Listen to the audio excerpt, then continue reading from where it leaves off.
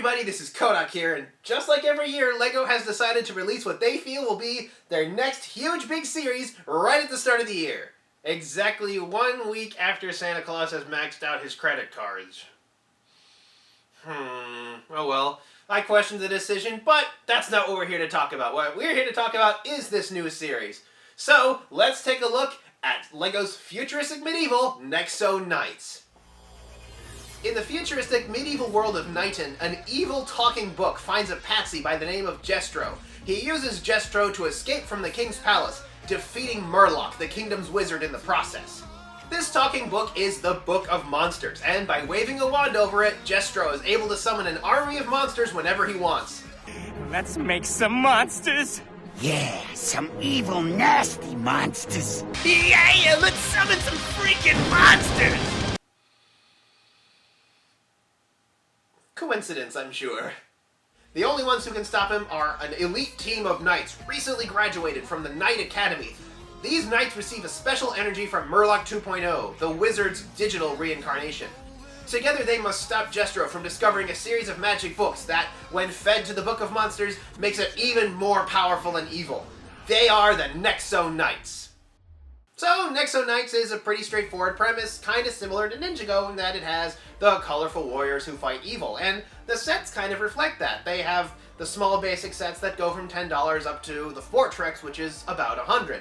And the sets kind of combine both classic castle and classic space elements. It has a lot of the castle architecture with the parapets and the towers, but at the same time incorporates a lot of space's aesthetics, such as a lot of the neon and the solid bricks, which creates a whole lot of clean, smooth shapes. Although, in my opinion, that actually makes them a little bit boring. I mean, I kind of like the organic, artistic looks of the series like Elves and Chima, so I don't know if this is really the right direction.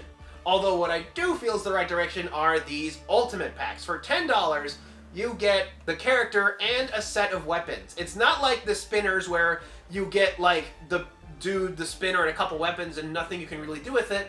Nor is it like Speedors, which are a higher price and have this silly Speedor and card game built into it. No. These ultimate sets are pure building.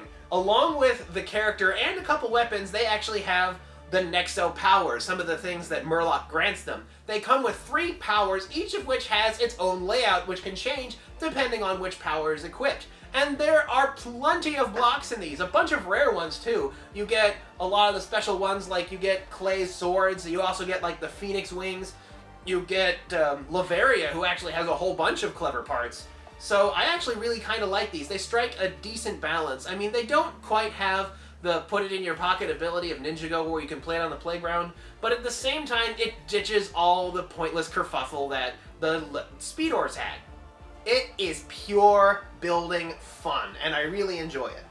Now I'm sure you're wondering what these powers are all about. Well, the powers are these little clear tiles that go into the shield and on the outer ring have a special binary code that can be scanned by a game equipped for your smart device. This game is kind of a classic style beat 'em up where you go from one wave of enemies to the next, and you perform attacks to build up the gauge to unleash the Super Nexo powers. And these codes are actually everywhere. I mean, they not only have them on the little shields here, but they have them in magazines, they have them in books, they have them on the shows. Through a little experimentation, I discovered that the series logo is actually a code that unlocks a power called Exo Blade. This card I have here, you can scan it right now and get a Nexo power courtesy of yours truly. You're welcome. Of course, like their other big series, Nexo Knights recently revealed their cartoon show that airs on Cartoon Network.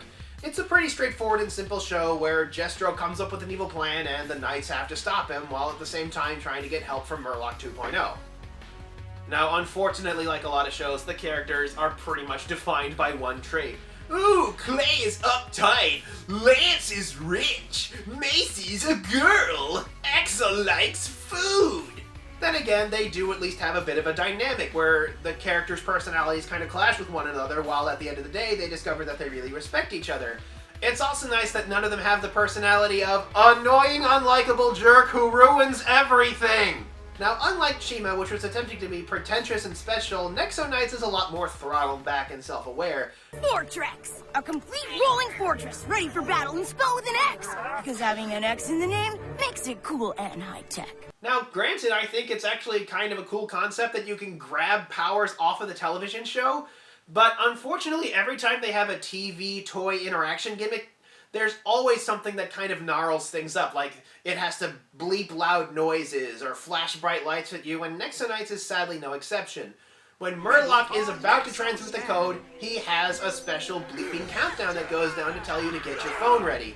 And unfortunately, the plot is still going on while all this beeping is happening, so the drama gets kind of caught in the crossfire. I mean, having a loud beeping noise kind of ruins a scene. The census taker once tried to test me. I ate his liver with some fava beans and a nice Chianti. See what I mean? The other problem is that in order to upgrade the Nexo powers, you have to scan the code again. So what are we supposed to do? Wait till the next time it shows up on television? So that's Nexo Knights in a nutshell, but why do I feel like I've seen this somewhere before? I mean, a bunch of magical knights who receive their spell powers into special panels from a wizard, and oh my god, it's Visionaries! I mean, holy cow, is it ever like Visionaries? They even have it down to the blue guy being the leader. Then again, not to say that's a bad thing, Visionaries, the TV show, is actually pretty good, and also almost 30 years old, so homaging it now is perfectly fine. Granted, the series is only like 3 episodes in, but I really hope that the tone set by episode 3 is what they're able to maintain throughout the series, because we see things like Jestro testing his limits, and the ability of the group dynamic to work together being affected by their morale. It's actually a pretty solid character piece, and I actually kind of like it. Although, if Nexo Knights has one big failing, it's that it's kind of redundant. I mean, we've seen all of this before. From LEGO. It involves a team of colorful warriors guided by their wizened master who fight using mystical powers and takes place in kind of a castle realm with special armor that has back studs that you can equip stuff onto. It's kind of been done before, but at the same time, this is really the year LEGO needed a bit of a safe bet, because after the huge and ambitious failure that was Chima, a dialed-back kind of self-deferential series was, frankly, exactly what LEGO needed, and is a refreshing and welcome change. So, I honestly think Nexo Knights, despite having somewhat mediocre sets, at least in my opinion, it's still going to be better for LEGO overall. The Ultimate sets are definitely fun because of all the crazy stuff you can do with these minifigures. And if you like the idea of the sets too, give them a whirl. Murloc's library here is actually meant to be an add-on part to the major Fortrex, so there's some modular aspects in there too, which I kind of hope to see will be experimented on throughout the series. And I honestly hope the series will continue.